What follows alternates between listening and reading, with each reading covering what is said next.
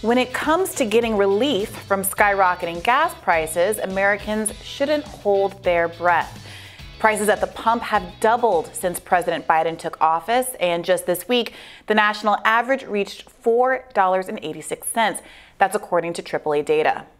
According to Goldman Sachs economists, the U.S. economy is expected to slow amid Fed rate hikes.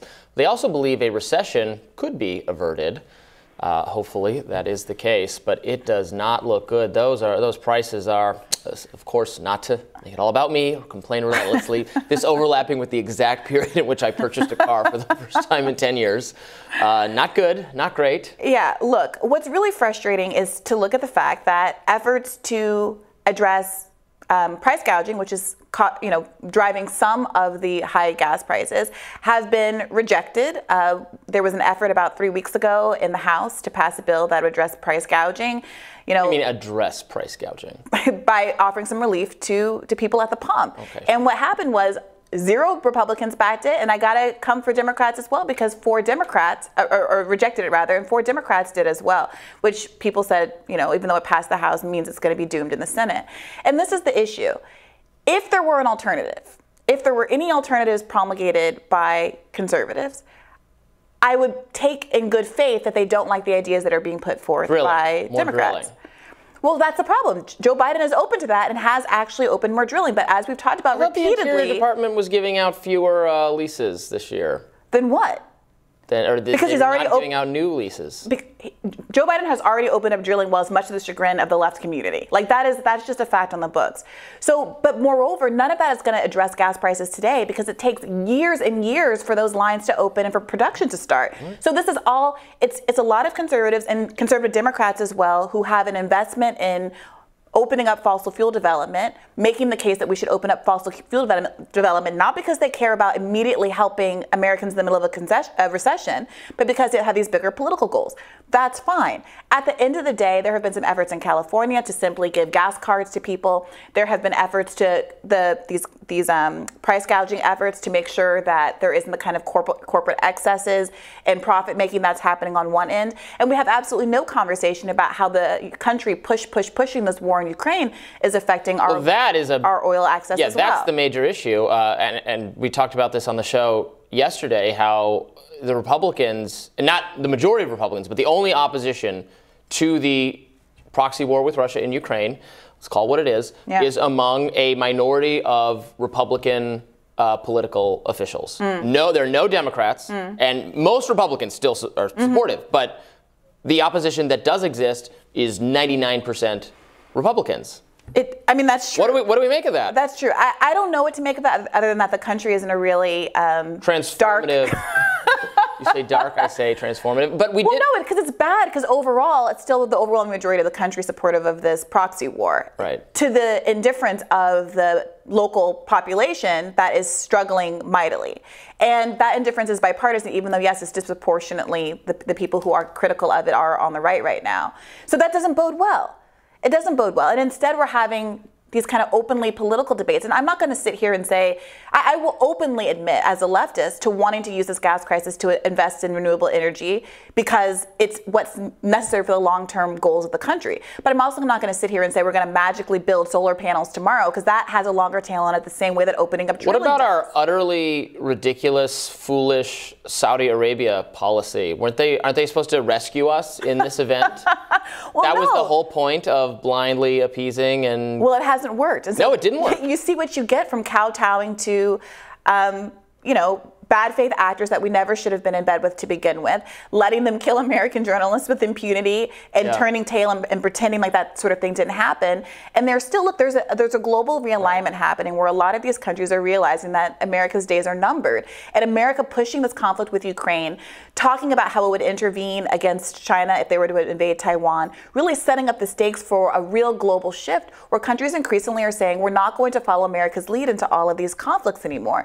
We've had people on the show talk about how the global South broadly is not supportive of the world war in Ukraine. You had reporting, I think, in the New York Times a couple of days ago that had really weird framing about the potential famine that's coming down the pike and how Russia is somehow the bad actor for wanting to sell Ukrainian grain to Africa to ward off this famine. Like somehow Africa should starve because it helps America win in its efforts against Russia. I mean, this is where we are. Yeah. But, you know, it's undeniable. It's undeniable that despite all of this, Americans are continuing to suffer. According to a survey from nonprofit Parents Together Action, almost half of families with kids don't have enough to eat, especially after the child extended tax credits expired in December. Half of American families, forget about Africa for a second, half of American families don't have enough to eat. 1 in 5 kids were food insecure even before this economic crisis. And yet we have money available at the drop of a hat, $40 billion to send to Ukraine, and people are asking the question, why not us? Yep. It's always defense. There's never any hesitance. There's never any, whatever they need, endless supply. You know, it's, how can you take our government seriously?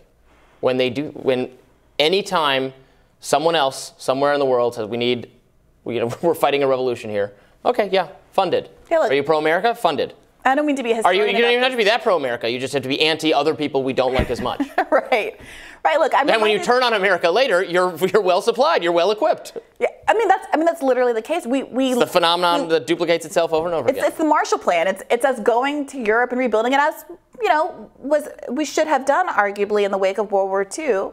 But now we're looking at countries where we helped to set up a universal healthcare system. We set up all of this amazing infrastructure they were able to rebuild, and then our country is still infrastructurally in the place that it was in the middle of the last century.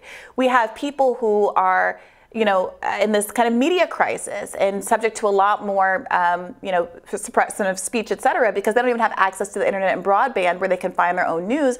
They're in the middle of the country with limited radio stations at their disposal.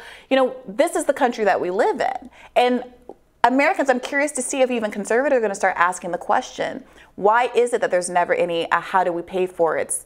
As a question asked about the military spending as we send these, you know, 4 new missile launchers off to Ukraine at $5 million apiece.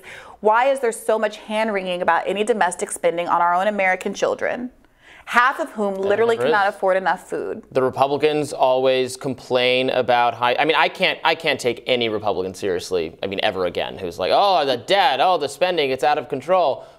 But what are you going to do about it? Because then when they are in power, there's no hesitance to spend recklessly whatsoever, including and especially on defense, where we could easily make cuts, 50% cuts, at least. The left has been making the point for a long time that the narrative around how spending works and the idea that the national budget is commensurate, is comparable to one's own household budget in terms of needing to not spend over what you take in, has never been true. And it's being demonstrated at a national level right now with the way spending has happened in the course of the pandemic and now. And it will be interesting to see who wins that narrative war. Is it going to be conservatives who attribute inflation to that spending, wrongly, I would argue, because it's a combination of supply chain issues and this corporate gouging? Or will liberals and leftists be able to stick some kind of landing where they say, look, you're able to spend all this money on things that advantage the military-industrial complex. Can you please start spending some of this money on our kids? Because it really isn't a budget issue. It's a moral issue and it's a policy choice. Well, I think, like a household, we should spend within our means, but we should be more thoughtful about how we spend. We don't need to spend money on every other country before our own, especially on war making and nation building elsewhere. You're right that unlike a household, like a household, you can spend beyond your means and you can do all sorts of shady things and eventually get yourself in greater financial trouble, which we are doing with our currency over time. It's not a shady thing. That's not how national debt works, and we should definitely have an economist on to talk about why exactly that is. But you can have a lefty economist who will say what you've put on. You can have a more normal, non-lefty economist who will say what I've said. Even conservative economists, they don't have any issue with the idea of printing money, and they obviously support doing so exactly in these kind of military implications. The only people who really deficit hand-wring are people who are not economists. It's people like Joe Manchin, who couldn't balance his own bank account on his houseboat probably if he tried. But coming up, New York is raising the minimum wage to the minimum age rather. It's not me. You were doing a little bit of wish casting. I thought it was a different kind of story. Is raising the minimum age to purchase automatic assault rifles. We'll discuss that next with our rising panel.